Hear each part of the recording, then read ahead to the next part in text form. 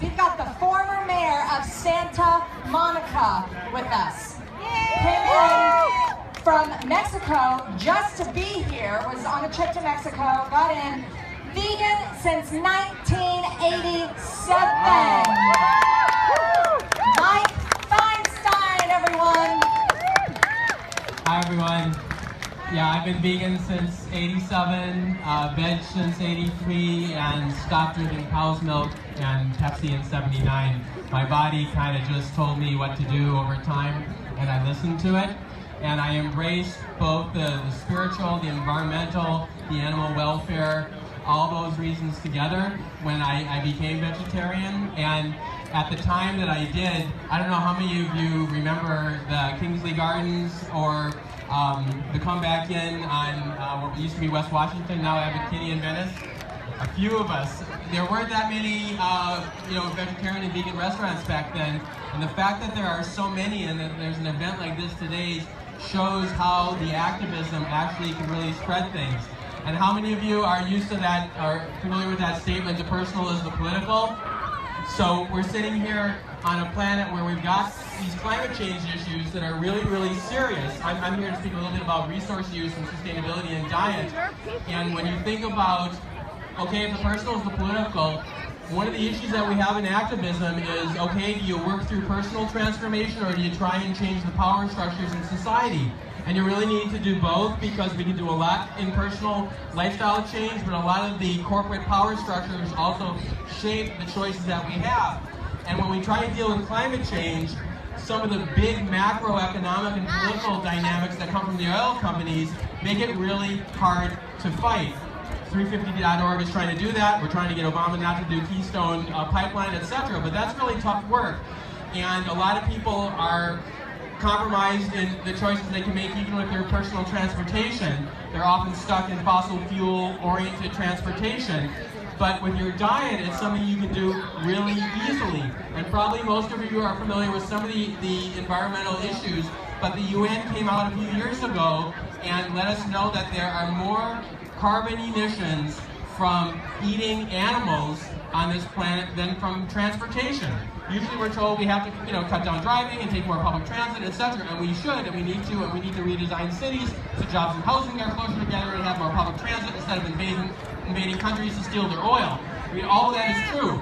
But by shifting your diet, without having to deal with larger power structures, you can really cut down the amount of energy that is used to bring food to your table. That's one piece.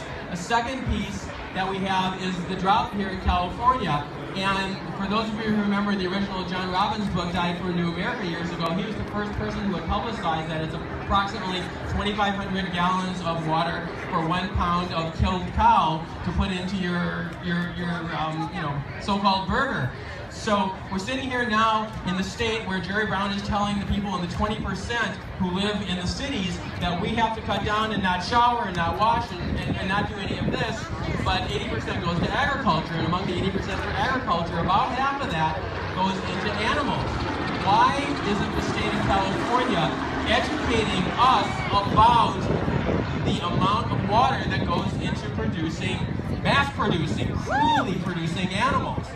It's interesting that it's not on the websites, it's not there, and I have a friend who is, I'm not going to say who she is yet because she's working on the piece, but there is a lot of animal industry pressure on our governments not to be talking about how much water goes in. So it comes up to civic organizations. There's an advertisement in the BART up in San Francisco that it's 1 gallon of cow's milk is 27 showers.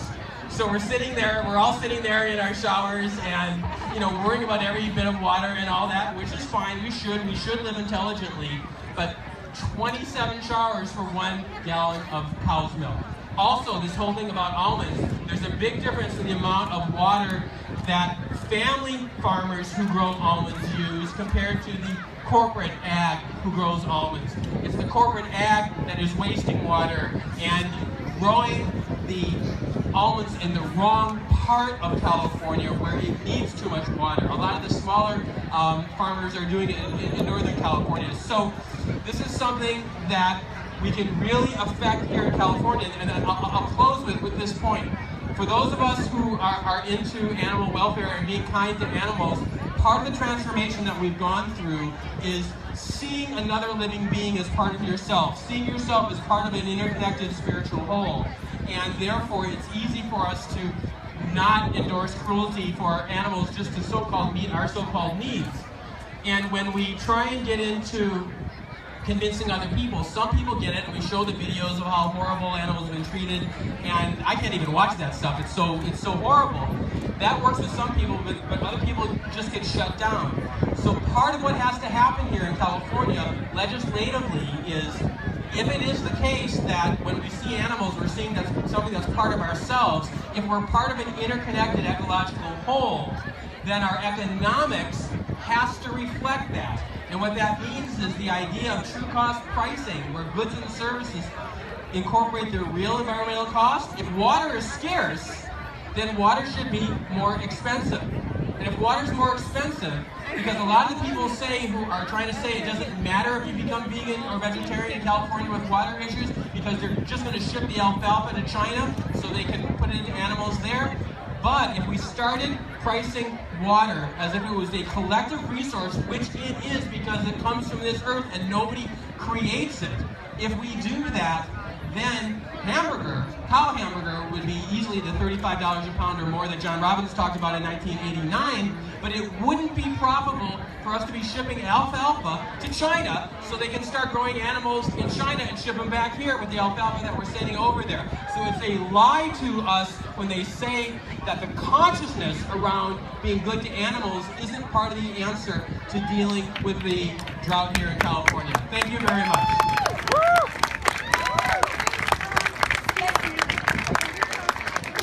People know more. These people, there's a couple of booths here. These folks here, I think there's one here and one there that have really done the research and have documented this sort of stuff. Also, Rose Aguilar, who has a program called Your Call in San Francisco. She's done a 7-part series on this. Mike Feinstein.